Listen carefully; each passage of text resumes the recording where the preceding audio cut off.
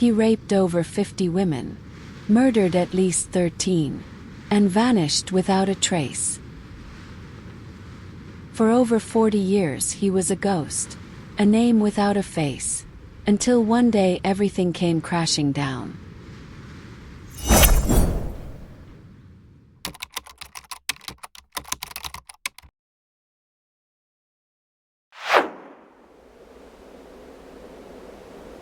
He was a ghost in the dark, a whisper in the night, a nightmare that haunted California for over a decade, a man who terrorized, raped, and killed, and then disappeared without a trace for 40 years.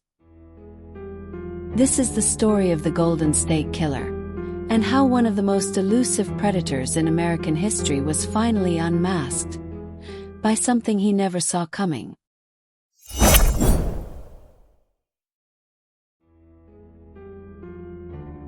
In 1974, in Visalia, California, hundreds of break-ins were reported. The suspect, nicknamed the Visalia Ransacker, would sneak into homes, steal small items and sometimes rearrange personal belongings in eerie ways. Many now believe this was the Golden State Killer. In 1976, the nightmare truly began in the suburbs of Sacramento, California. A masked man slipped into bedrooms at night. He tied up the husband, placing warning items like dishes or bottles against doors and door handles. If they moved, he'd hear it. Then he attacked the wife. He was cold, calculated, and cruel. Lots of women were attacked in their homes, tied up, blindfolded, and raped. Then the attacker would vanish like smoke. He became known as the East Area Rapist, and soon his pattern grew more terrifying. He wasn't just breaking in. He was studying them.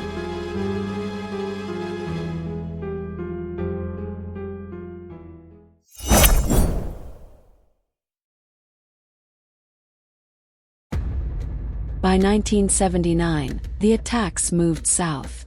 This time, victims were being murdered, couples in their homes bound and slaughtered. A new name was born, the original Night Stalker. But what police didn't realize was that it was the same man as the Visalia Ransacker and the East Area Rapist.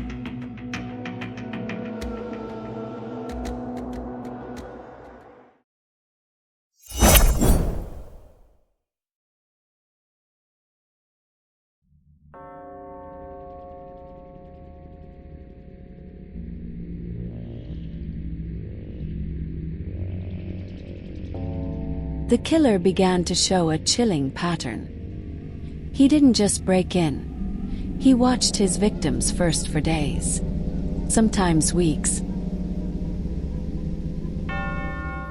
He learned where the dogs slept, when the lights went off, where the husband kept his wallet.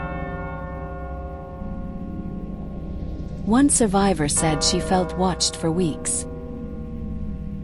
She was right.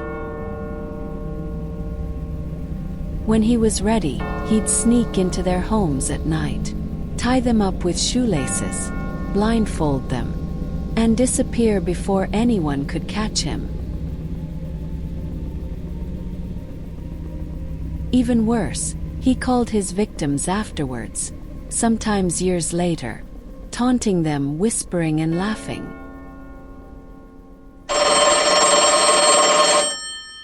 One woman picked up the phone and she heard him say, "Do you remember how we played?"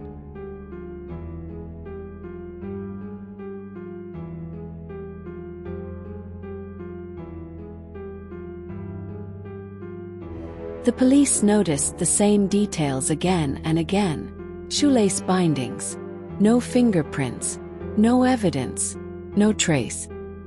He always escaped on foot, quietly like a shadow. The perfect predator. Back then no one realized these crimes, spread across different cities, were all connected to each other.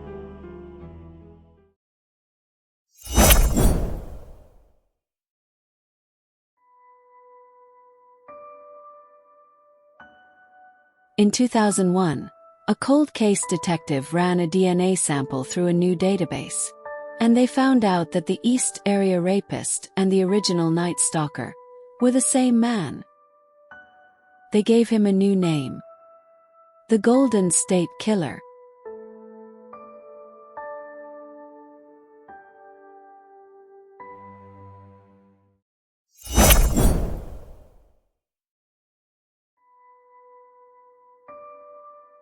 For decades the case had gone cold, until investigator Paul Holes tried something bold. He uploaded the killer's DNA, not into a criminal database, but into a genealogy site used by hobbyists. Within hours, they found a distant relative.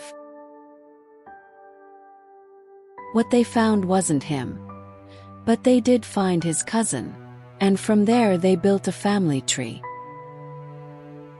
Dozens of names, then hundreds, until one stood out: a former cop once fired for shoplifting.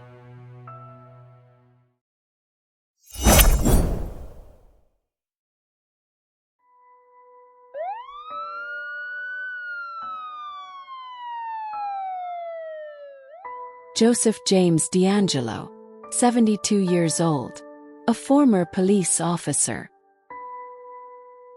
But he wasn't just a former police officer. He was also a father, and even a grandfather. But he was also the Golden State Killer.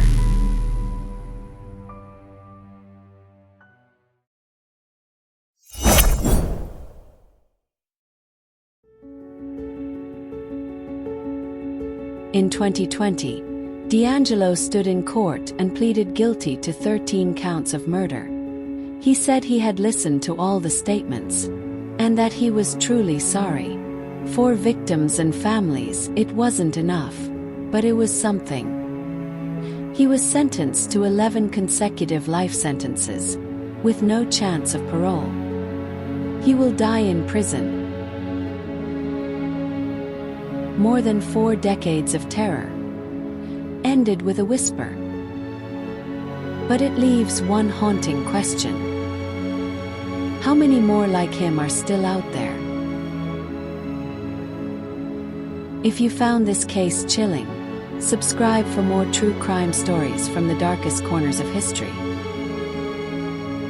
He went by many names: the Visalia Ransacker, the East Area Rapist, the original Night Stalker. But in the end, he was just one man, caught by the one thing he couldn't silence: his DNA.